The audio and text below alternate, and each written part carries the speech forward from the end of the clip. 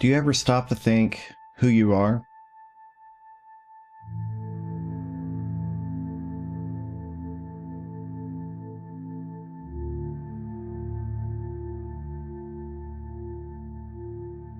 Well, maybe you can answer that question with another question. What do you do? When someone asks, what do you do, they want to know what your vocation is, what your busyness is, what your job is. I'm a teacher. I'm a doctor. I'm a construction worker. I'm a fast food worker. Is that who you are? How about instead of answering the question, what do you do, with I am, you answer the question with I do. What do you do? I manage people. I serve food. I help sick people. I teach others. But we don't do that because what we think we are is so tied up with what we do that we lose all sense of our identity. We don't think about who we are deep down and what that really means, because to be human is to be. We call ourselves human beings, not human doings. If you think about what you are deep down, it has nothing to do with your work or even the roles that you play. Who are you? I'm a father. I'm a friend. I'm a singer. That's not who you are at all. These are roles that you play in this life. And when you come to realize that what we are is actually spiritual beings having a human experience, then you'll start to see that all these labels don't have any meaning. So if someone says, who are you? The question itself has no meaning. Because we think that who we are is the things that we do in this life and the relationships that we have with each other. But what that is just a way for what we actually are to participate in this dance of life. And then we have identity crisis when we're older. We call them a midlife crisis. And all it is when we try to figure out who we are, when we're seeking our true nature. But we can't do that. That would be like trying to pull yourself up by your legs. Because the one doing the seeking is never going to find what it's looking for. As long as you seek, you will not find. That's why the self-help industry is so big, because people read self-help books one after the other. Because you're looking. And you're looking to others to give you the answer, but there is no answer.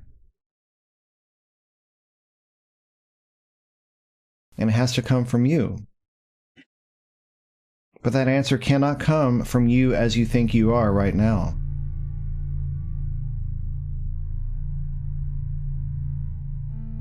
It has to come from the real, deep down you, that which is what the universe wants to express. Or if you believe in God, you call it God or something else. What does God want to express through you? And the fact that you are expressing something which is divine makes you divine as well.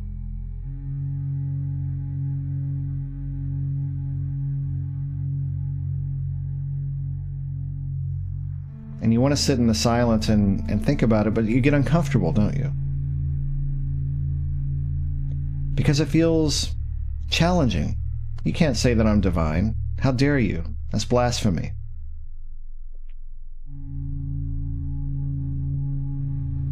If you think of the divine as a huge mirror that upon creation shattered itself into a billion tiny pieces,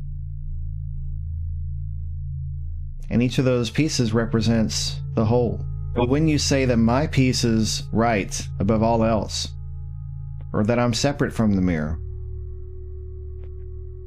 That's when you start to lose yourself and your soul. You may be broken, but you're not separate. And existence itself is just a surprise.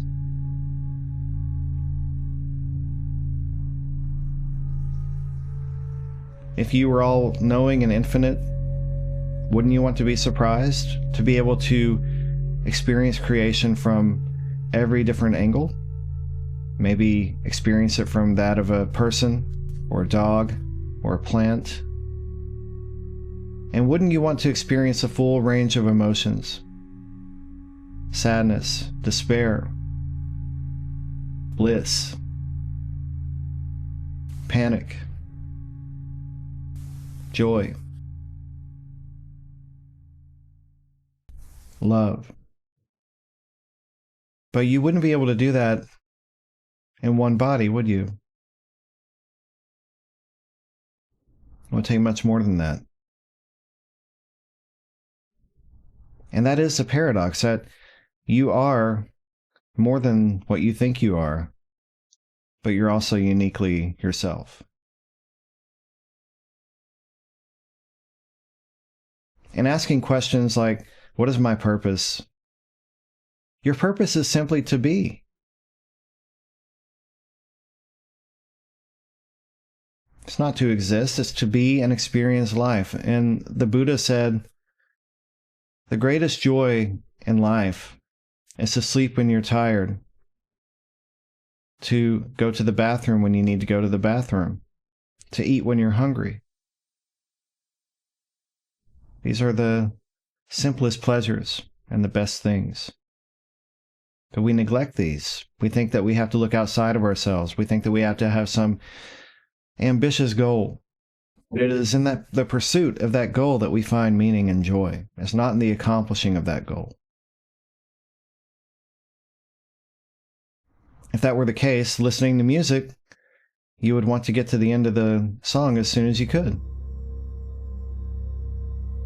So who are you? It doesn't matter. What matters is that you experience the life that you have, and that you do what your soul wants to do, that expression of the divine that you were here to do, you're here to express. But too many of us have forgotten that. Too many of us have forgotten that the reason we're here is to express all that we can, that divinity, that higher power, the universe wants to express through each of us. So we live our lives while we're asleep. We don't even think about the present moment. We're always thinking about the future. We're always complaining. We're always focusing on the negative. And when you focus on the negative, then that's what your life becomes. When you know deep down what your soul wants, and you're in complete alignment with that, and your actions are in alignment, and your thoughts are in alignment, then the result is pure joy. Because that is why we're here. And we're not here to feel guilty about that either. We have all these constructs: religion, school, business, work, in an attempt to organize our world and our thinking and to give our lives meaning. But we don't need all that. All we need to do is to look inward and just let it come out, that which wants to be expressed. You cannot say that you're separate from life, just as water cannot be separate from the ocean.